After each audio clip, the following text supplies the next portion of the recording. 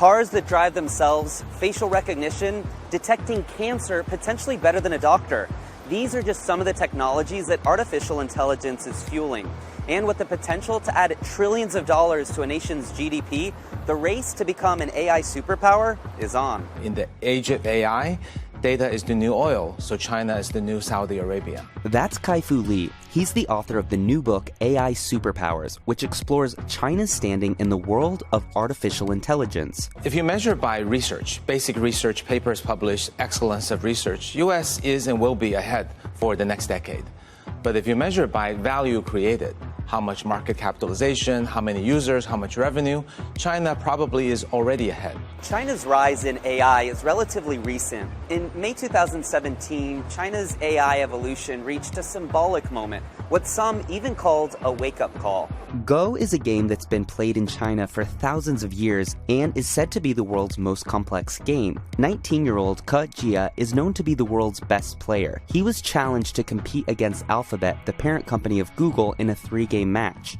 He lost. Less than 2 months after the defeat, the Chinese central government announced its ambitious plans to build up its artificial intelligence capabilities. As part of its existing Made in China 2025 plan, it aims to create a next-generation artificial intelligence development plan. The plan is broken up into 3 benchmarks: to keep pace with AI technologies by 2020, to achieve AI breakthroughs by 2025, and to actually be the world leader in AI by 2030. That same year in 2017, during a keynote address to the ruling Communist Party, Chinese President Xi Jinping said, "We need to speed up building China into a strong country with advanced manufacturing, pushing for deep integration between the real economy and advanced technologies including internet, big data, and artificial intelligence." To get there, it's investing a lot. In 2017, Chinese venture capital investors poured record sums of money into AI, making up 48% of all AI venture funding globally.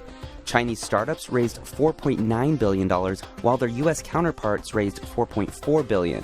But while the US's $4.4 billion is made up of 155 investments, just 19 investments made up China's $4.9 billion.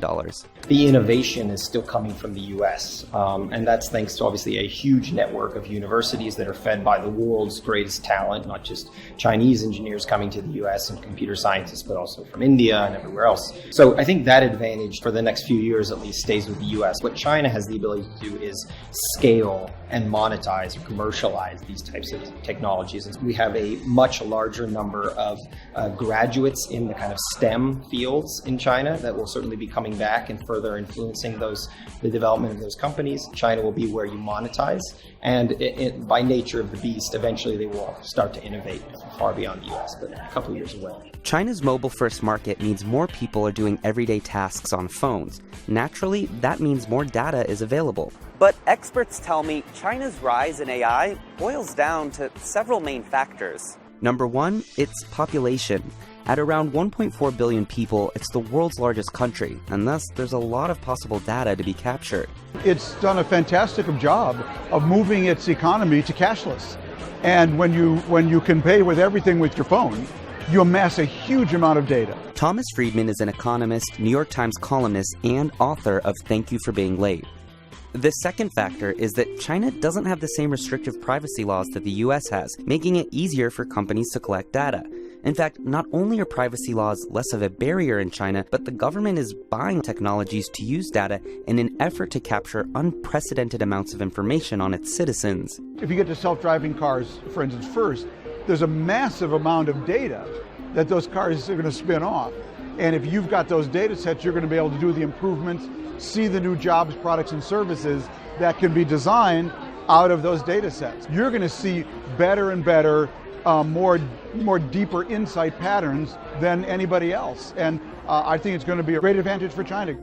PwC says that by 2030, global GDP could increase by 14% because of AI. Its deployment will add $15.7 trillion to global GDP, with China predicted to take $7 trillion. That's almost half of North America's projected gains of $3.7 trillion.